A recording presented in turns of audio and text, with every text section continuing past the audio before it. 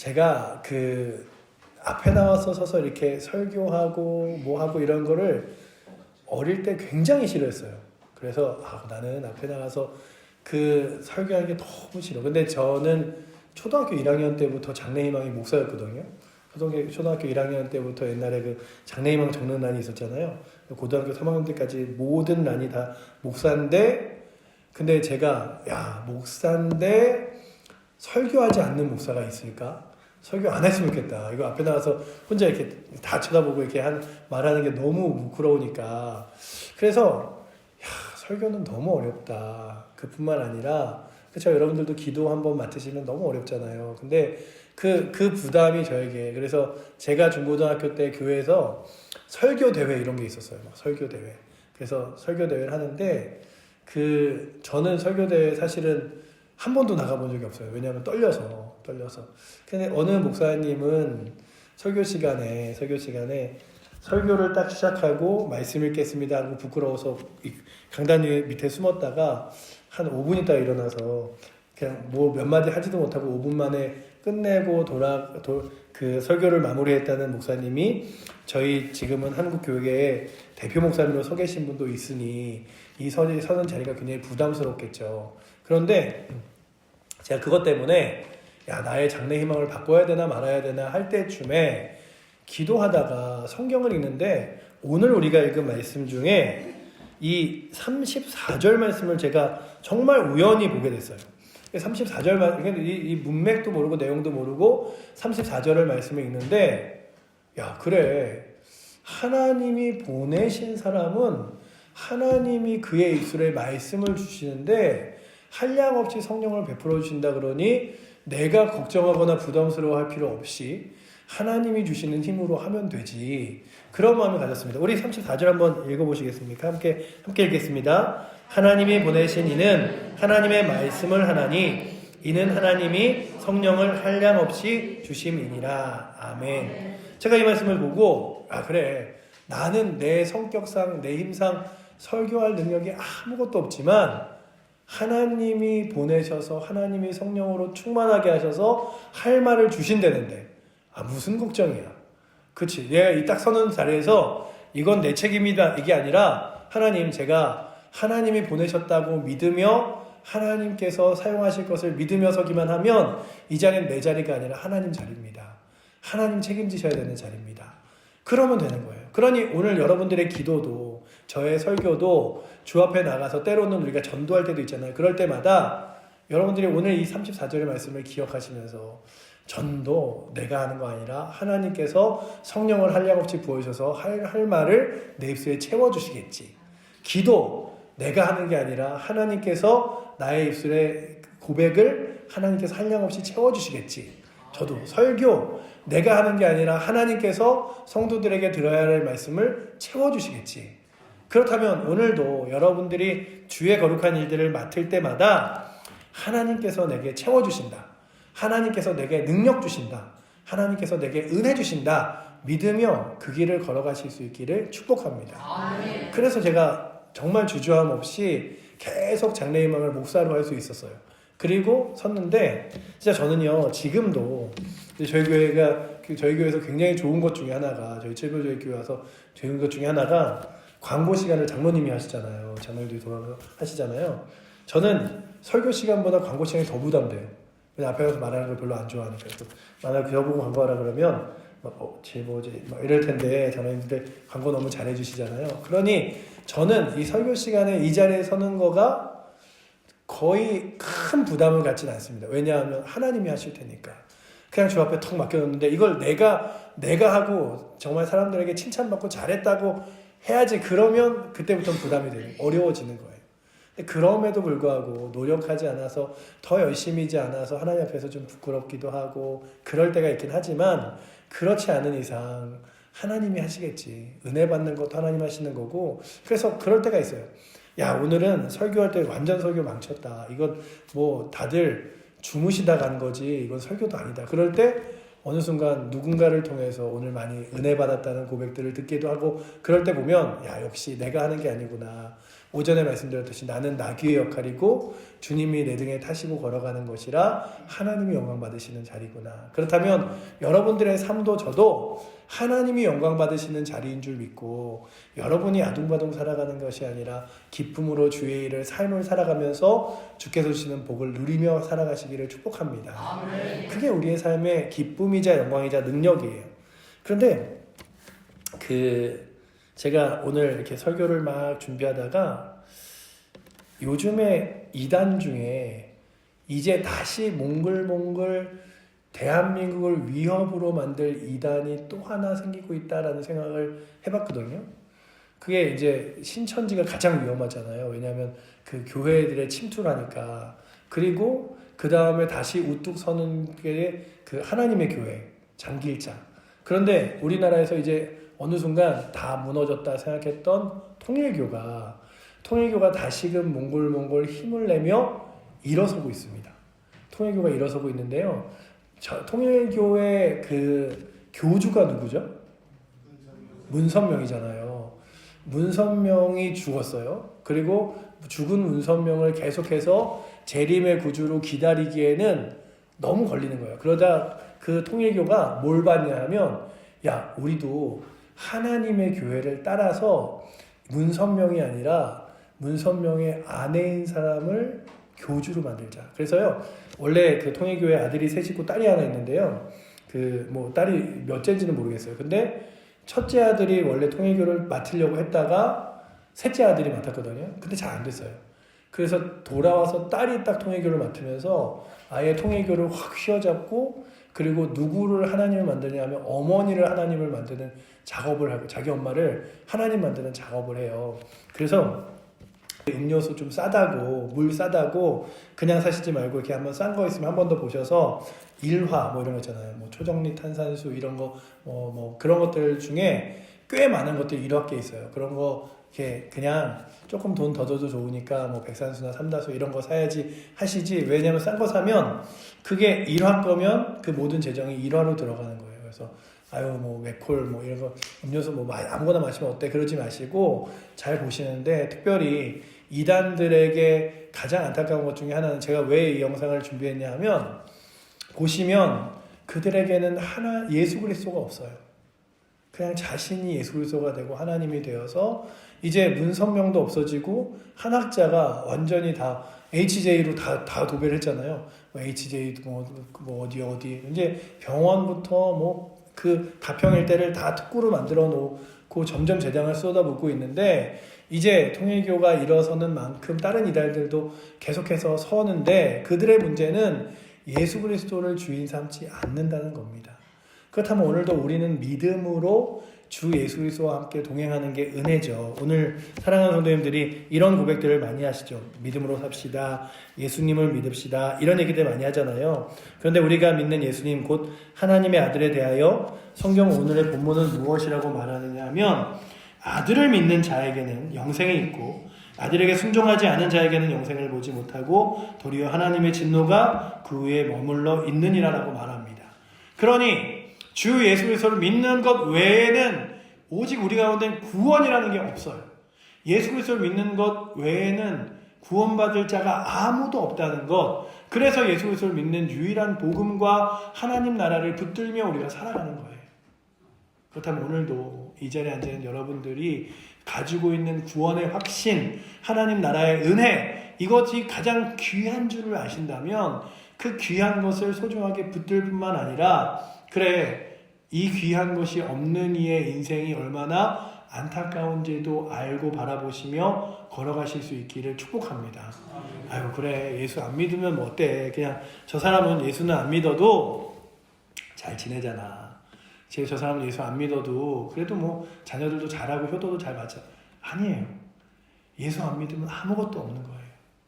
아무것도 없는 거예요. 어느 그 기독교 건물에 이런 게 있더라고요. 100 빼기 1은 0.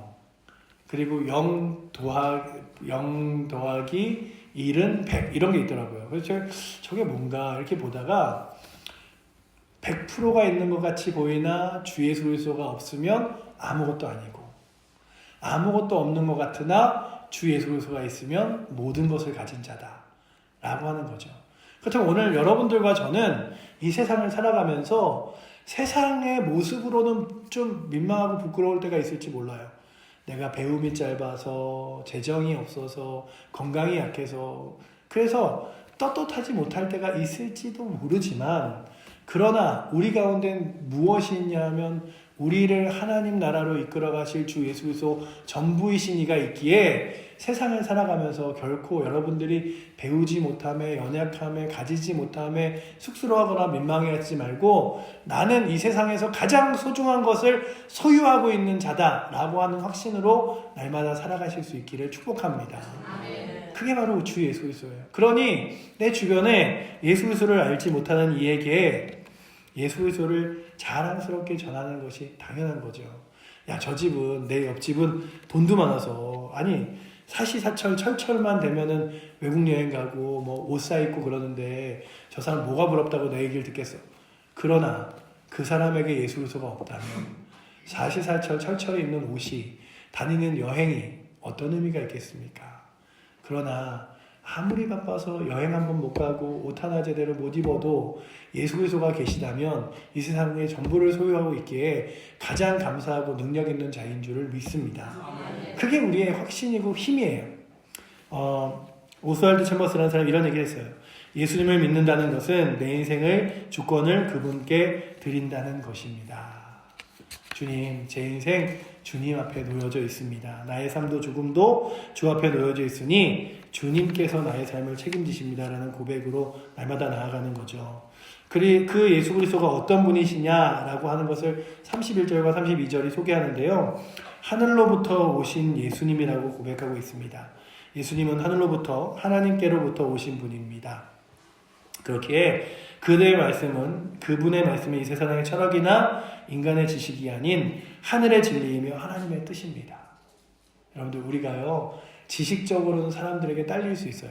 영어 못할 수도 있고요, 노래 못할 수도 있고요, 그리고 또한 이렇게 배움이나 지식으로 짧을 수도 있어요. 그러나 우리 가운데는 하늘의 진리인 하나님의 거룩한 영광인 이 세상에서 가장 소중한 예수 그리스도에 대한 지식이 있음이 가장 고귀한 줄 알고, 예수 그리스도를 더 알아가고 배워감이 가장 큰 기쁨으로 여기며 살아가실 수 있기를 축복합니다. 아, 그래, 내가 예수님을 더 알아가야지, 예수님을 더 가까이 해야지, 그런 거예요.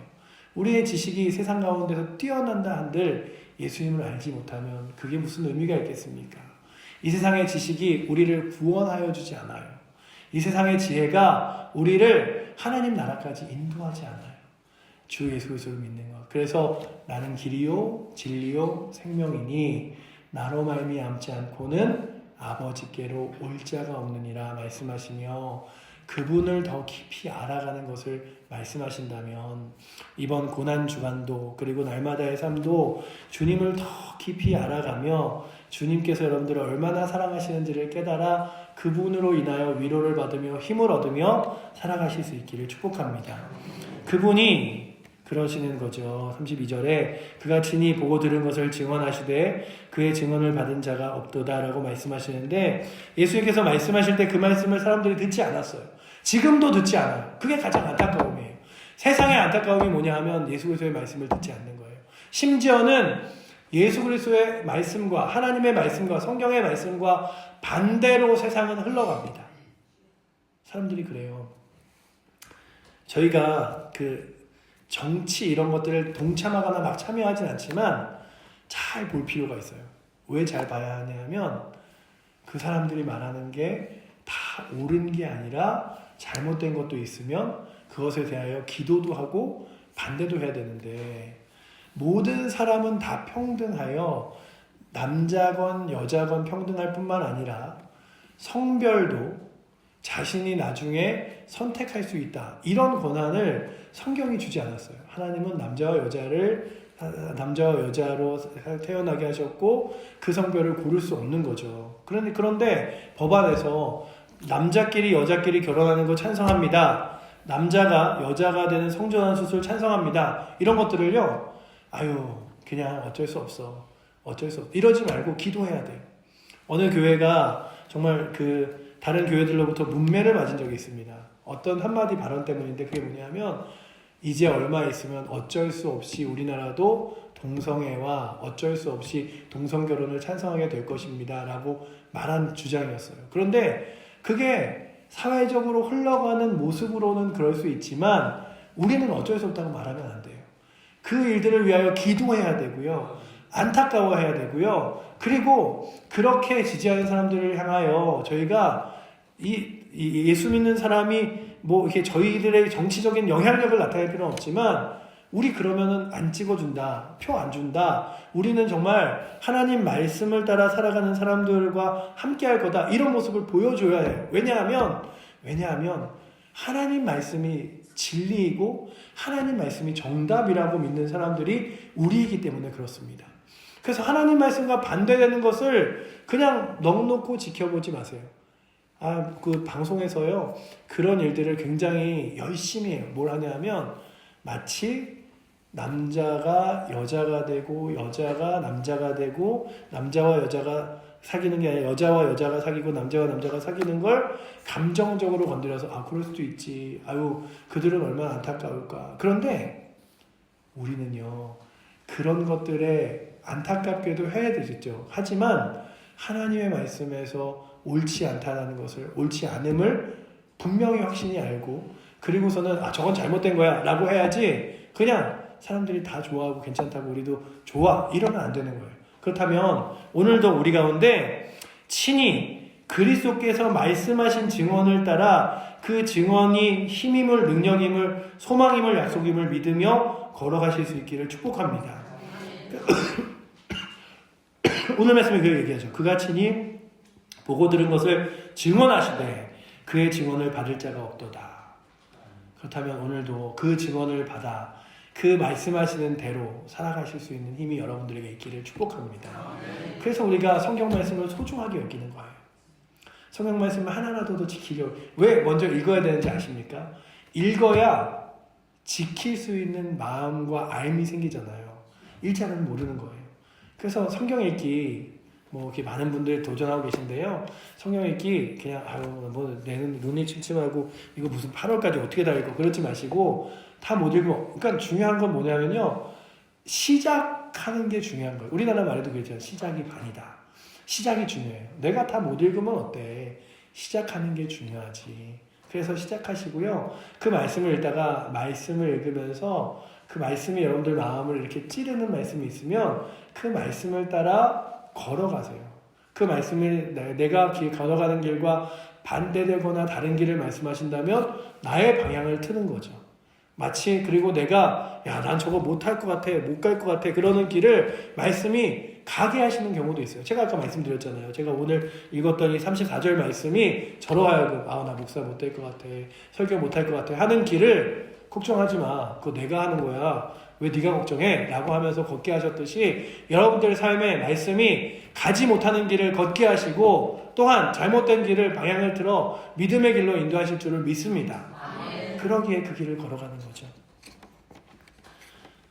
찰스 스펄전이라는 목사님은 이렇게 이야기했대요. 그리스도의 음성을 사람의 귀에 들릴 뿐 아니라 마음 깊은 곳까지 파고든다. 그렇다면 여러분들이 들으시는, 읽으신 하나님의 말씀이 여러분들 마음 가장 깊은 곳에 파고들어 그 말씀을 따라 걸어가실 수 있는 은혜가 있기를 축복합니다. 33절 말씀 우리 한번 같이 읽을까요? 33절 이렇게 기록하죠. 그의 증언을 받는 자는 하나님이 참되시다는 것을 인천느니라. 아멘. 하나님이 참되시다고 믿으며 하나님의 증언을 믿는 사람들은 그의 마음 가운데 확신이 있대요. 이 참된 마음을 인천느니라고 하는 건요, 그냥 믿는다 이게 아니라 마음에 도장을 찍는 거예요. 너의 마음에 나에 대한 믿음을 빡 찍어줄 테니 걱정하지. 제가 어릴 때 이 손등에 지금도 여기 흉터가 있거든요. 흉터가 있는데 제가 초등학교 막 3학년 4학년 때 무슨 소문이 났냐 하면 바코드 이런 거 있잖아요. 바코드 666 바코드를 받으면 천국 못 간다. 이런 얘기가 막 판치면서 돌았어요.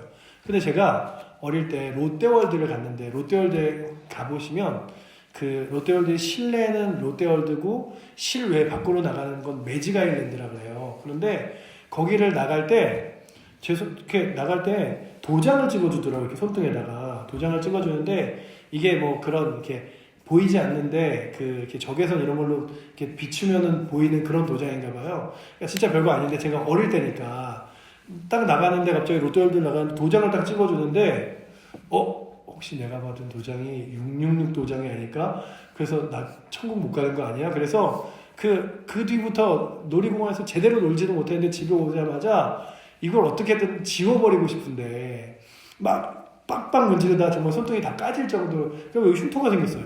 까질 정도로 막 문지른 다음에 이거 혹시 나 이것 때문에 천국 못 가는 거 아닌가? 이랬는데 여러분들, 우리의 도장은 어디에 찍으시는 거냐면 우리의 마음판에 찍으셔서 누가 지우지도 없애지도 못하고 그 마음판에 찍은 도장 위에 악한 사탄마귀가 도장을 찍는다 할지라도 결코 우리를 지옥으로 이끌지 않고 하나님 나라로 이끌어갑니다. 그러기에 여러분들 마음에 예수님이 날 위해 십자가에 돌아가셨다, 부활하셨다 믿으시는 분은 나의 마음속에 하나님이 인쳐주셨다 믿으며 날마다 하나님 나라를 소망하고 살아가시기를 축복합니다.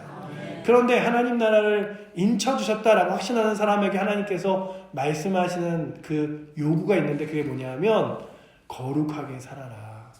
나의 자녀처럼 살아라. 그게 우리가 말하는 칭의라는 거예요. 의롭게 살아라.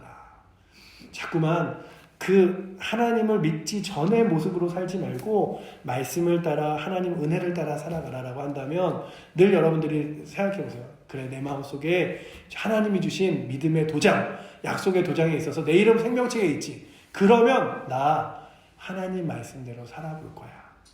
버릴 거 있다면 버리고, 잡을 거 있다면 잡고, 포기할 거 있다면 포기하고, 그리고 감사할 거 있으면 누리며 살아갈 거야 라고 하며 살아가실 수 있는 은혜가 있기를 축복합니다.